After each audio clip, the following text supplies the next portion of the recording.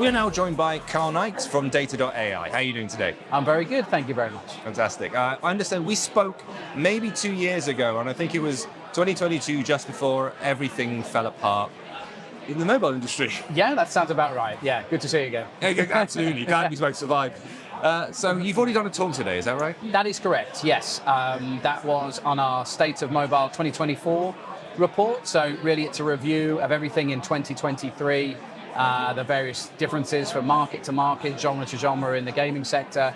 And hopefully that went down well. Well, we are talking about the negative stuff first to deal with it Sure. up front. And it's been a tough time for people generally. 2023 was rough, especially for developers. And it's looking like 2024 is continuing that trend. VC spend is going to be down. There are going to be fewer games, fewer startups. Yeah. But just after we talked, or around that time, it was when Apple was introducing its kind of lockdown, its privacy policies. You just had the GDPR stuff really kick in. And for a company that trades in data, how did you folks react to that? Yeah, it's a great question. So, as you say, we're all of a sudden in a world, as many businesses are, dealing with fewer signals. Thankfully for us, our response to that was actually some kind of foreshadowing, really, of that likely to be the scenario. So, our data science, our machine learning capability is something that we've been investing in for a number of years, and really that AI capability is really what we've leveraged the most. So as, I suppose in simple terms, as, signals are becoming more and more scarce, we rely on our data science, our AI, applied AI capability even more.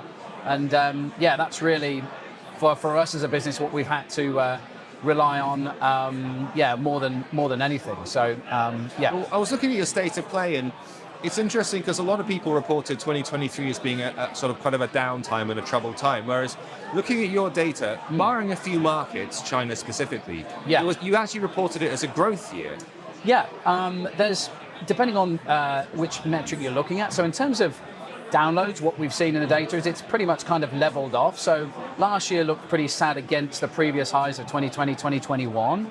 But in fact, that's kind of leveling out. It's only a small decline year over year from a downloads perspective.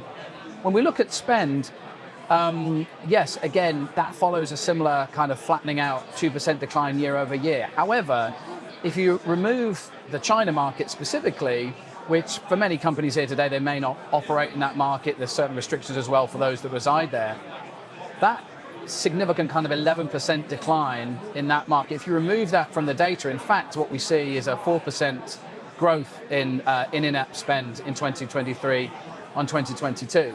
So, there's certainly signals there that, there's some bounce back, specifically markets like South Korea, France, Brazil and Turkey saw double-digit growth, in those markets specifically. So yeah, it's a better picture than you might assume from just looking at the high-level numbers. Yeah, that's interesting.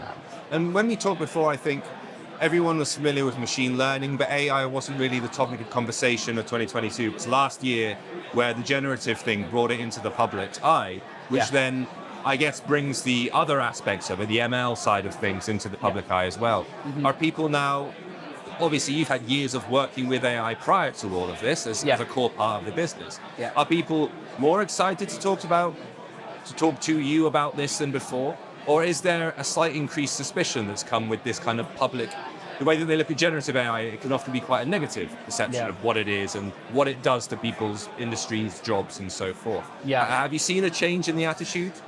It really depends who you speak to. I think most of the I think our customers, I would say, as that being a group that I connect with, mostly it's optimism. It's an enabler. It's going to enable to move fast, to generate creatives, to iterate, to really understand what new opportunities exist. But naturally, there's some sense of trepidation about it, I guess. For us, we're not the generative AI company. We work very much in applied AI, so answering the question, how is X game performing today or has performed? Where we are moving to is very much around predictive AI. So, really, what are the components of a game or an app that are going to drive sentiment or drive engagement. So really that better kind of predictive capability than just doing what we've always done for the last 10 years, which is answering the question of, what does performance look like right now? So it's AI is a broad church, and generative has been the kind of the primary kind of growth initially, which is fascinating and wonderful, and has naturally set us off thinking in a number of different directions. I suspect the really killer solution is yet to emerge. We're seeing some great manipulation of AI in dating apps, in retail apps, and I think that's already a huge interest area. But yeah, for us, we're still very much applied and predictive is our commitment. Well, how much, when you speak to your customers, are they interested in getting huge amounts of data about their own game, about their own results, about their own, the way their customers are behaving, the way players are interacting, the UA of it all? And how much of it is an interest in what their competitors are up to? Because obviously you have both those kinds of information. Which one's more valuable? Is it a balance of the two, obviously, or do people not pay enough attention to the competition? It's probably what we find is probably the reverse. Really? Actually. Yeah, it's competitor information, which is the primary reason. I would say the majority of customers work with us. Obviously, kind of sense checking their own homework as well. But it's really about looking across the market, and not just in the individual genres of games. For example, there's tremendous opportunity to learn from the wide range of different gaming genres as well. And even in the app space, you can learn a lot from a travel app from what is executed in a retail app or whatever it might be. The same can apply, particularly as we're seeing more and more innovation and kind of melding, if you like, of different kind of gaming genres, particularly when it comes to monetization, in-app purchases, as well as advertising. So I think that's really our value is providing that line of sight to understand where opportunity and inspiration can come from. So yeah, it's definitely more on the competitor side. Right. You mentioned, Shaila, earlier on about removing them from the use cases because of what's happened over there in terms of restricting in-app purchases and that sort of thing. Yeah. No daily rewards, all that business. Yeah. Is that data useful? Because you're seeing kind of an extreme case of a country introducing certain regulations that other countries have not. Correct. So you're getting a kind of an almost test case of what would happen if we lock down this, and this. Yeah. And are you still studying that data in a way that it ends up being useful as examples of what happens if you turn these taps off, if you like? Or is it just kind of useless data? Yeah, I mean, some of this data is more difficult to acquire. So not all the signals that are available are, across, different platforms. But I mean, it's customers ask quite regularly, if just trying to kind of learn from the scenarios, and obviously as a market on its own, it's enormous. What springs to mind is it Hero of Kings? Quite possibly. Yeah, which is, I think released in 2015, I think it was 2017, it passed $1 billion in-app, Honor of Kings, not Hero of Kings, Honor of Kings. Okay. Honor of Kings. And I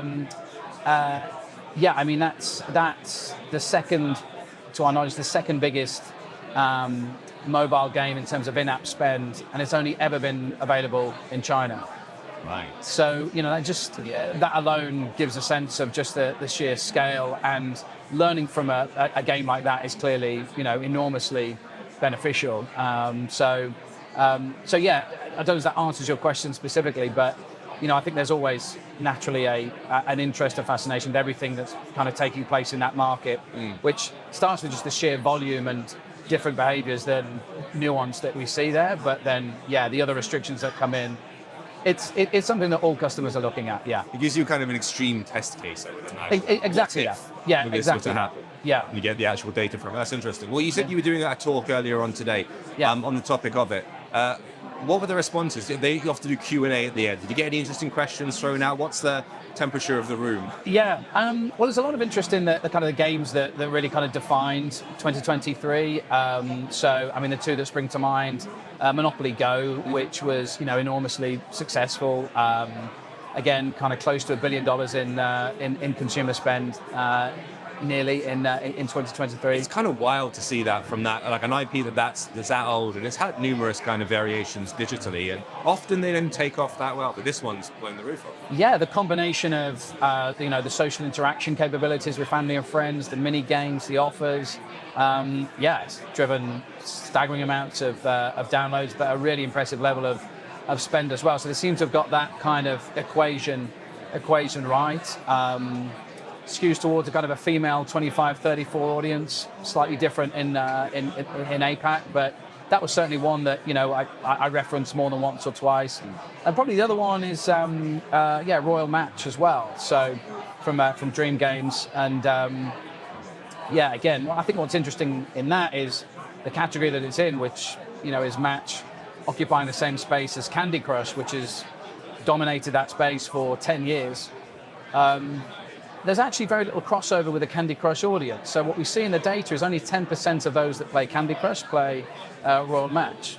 So interesting how a game like that has managed to find a new audience in what you might perceive as being relatively limited.